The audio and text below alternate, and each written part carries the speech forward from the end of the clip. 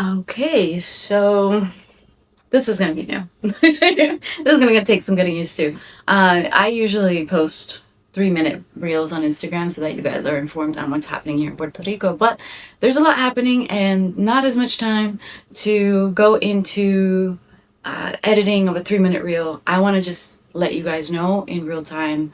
Today's Saturday. There's a lot that has happened in this past week, so I'm gonna try to just dissect it every weekend or at least every week so that you guys have access to this.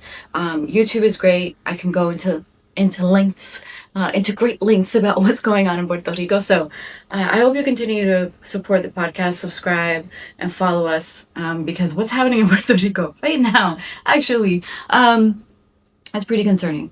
It's pretty concerning, and I think people don't know about it, and then on top of that don't know the players involved.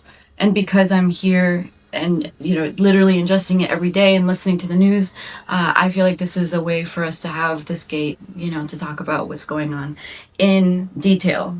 Because right now, for example, some people might know that there's right now a law that was passed to limit our access to information. You don't know about Johnny Mendez, you don't know about the representatives that were involved in it, you don't know. So I can bring you that. And so that's why I hope you'll subscribe and I hope you'll share this page, because in helping me grow, I can continue to do more.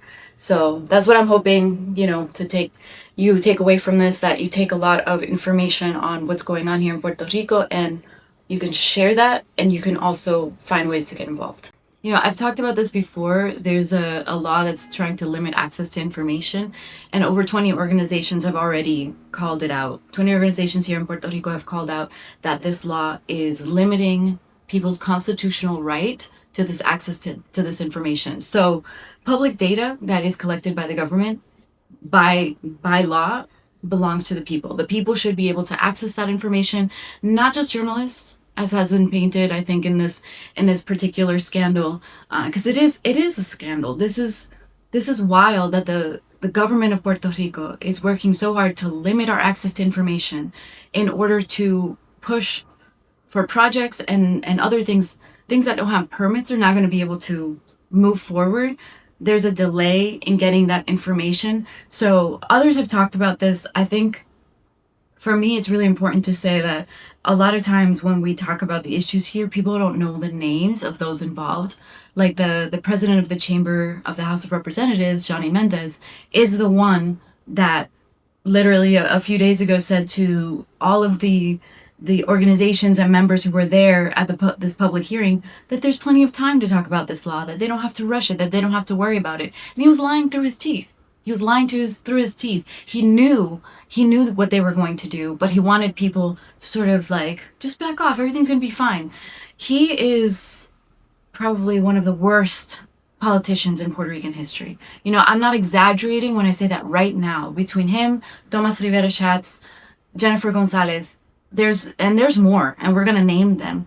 But it's important for people to understand that these are people that are working diligently every single day to sell off the land, to sell off Puerto Rico, and it's not an exaggeration. That as U.S.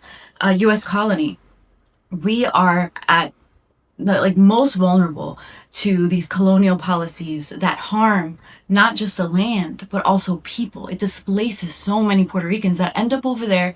And I was out in the diaspora for a long time, and I didn't see it because I was being assimilated. So when people, I keep having this conversation with a lot of diaspora. It's like when people don't understand that there's such a violence in being displaced and being forced into this assimilation without you even knowing it. I think that's the other piece of it.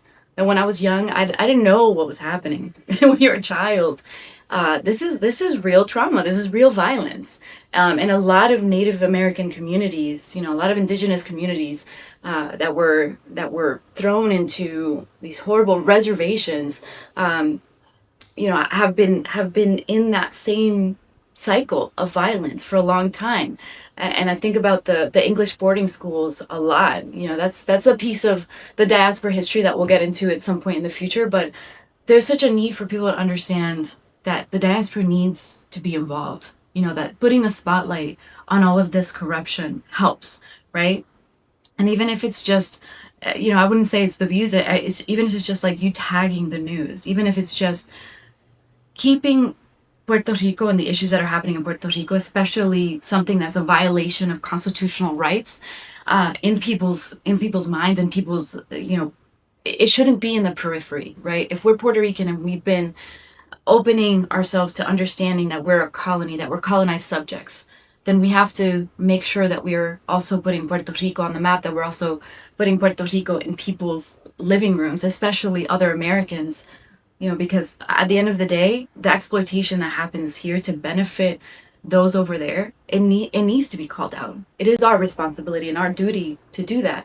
So, in any case, that's part of why I started this podcast and why I continue to do it in English, because bilingual interviews are helpful too, but it's important for us to be able to get this information out to the global community. And there's so many other people that are doing the same thing, that are getting information out there.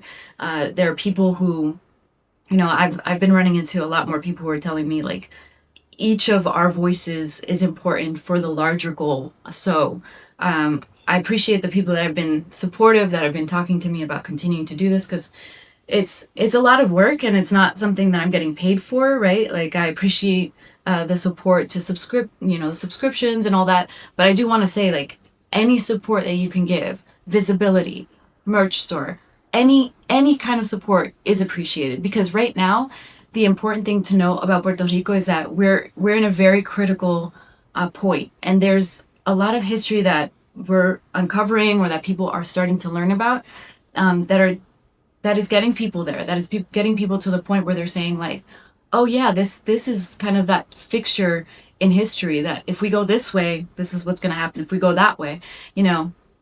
I think of that song "Lo que le pasó a Hawaii." Like, everyone talks about that, and especially during the release of that album, and it was great.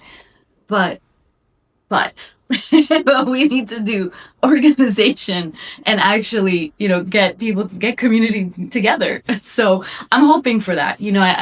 I'm laughing because I think a lot of us, we get into that mindset of, like, yeah, this is great, like, this is a powerful message, but the message is not powerful unless the people stand behind it, right? And so even if in the moment it's trending, even if the Hibaro music is trending, it's important to take it beyond that. Which brings me to the next point, which is that there is a Hibaro concert that's happening here in Puerto Rico that I'm going to be attending and live streaming with you guys, and it's available to anyone in the diaspora. So support things like that. That is actually, it's going to be a really fun concert. Right now I'm trying to stay informed on not just that law about the limit to access to information, but also what's happening in Rincon. And, I'm excited because there's at least, a group of people. It's been growing. And right now there is even a law that has been passed through the Senate. I believe it's going to the House of Representatives next, and then has to be signed by the governor. That makes it so that there is a limit in terms of the construction and how close. And so I don't know the full details of that yet, and I'm hoping to go into that into the next video.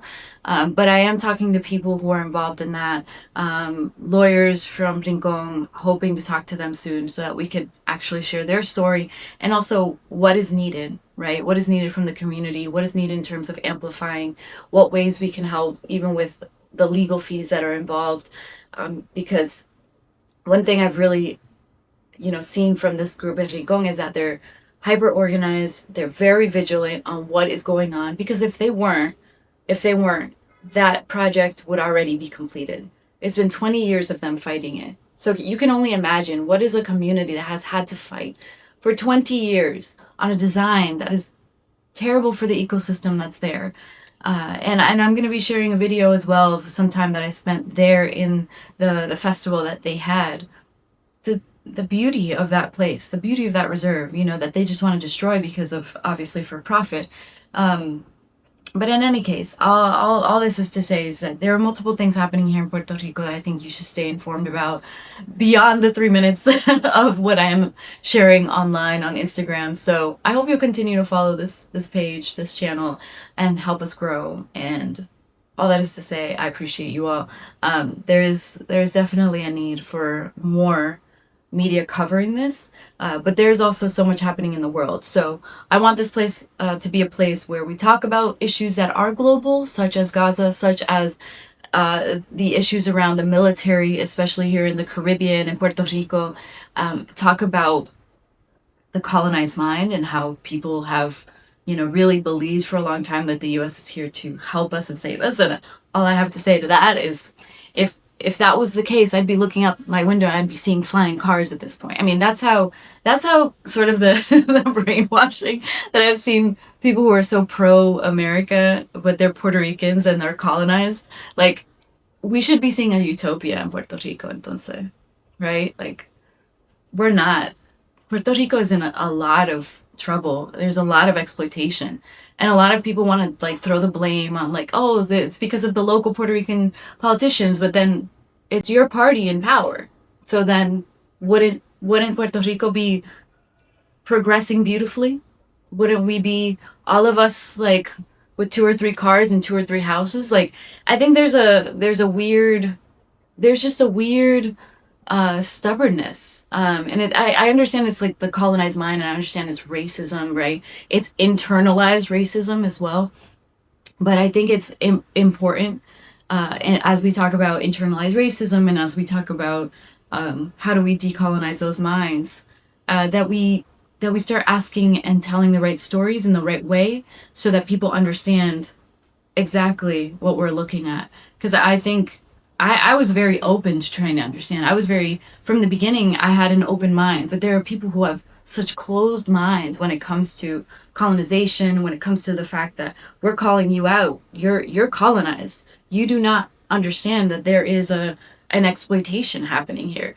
And so, anyway, there's a lot there. I really wish that it was easier to get through to people when it comes to that conversation, but from what I've seen, people are dead set on just like, I'm American and they're here to save us, even though they're using you, even though they are quite literally like spent millions of dollars in propaganda, and agencies came to torture and kill independent supporters. Like, there's not really a choice here in Puerto Rico if the choices they got rid of. Like, do you understand what real freedom is? Real freedom is seeing that.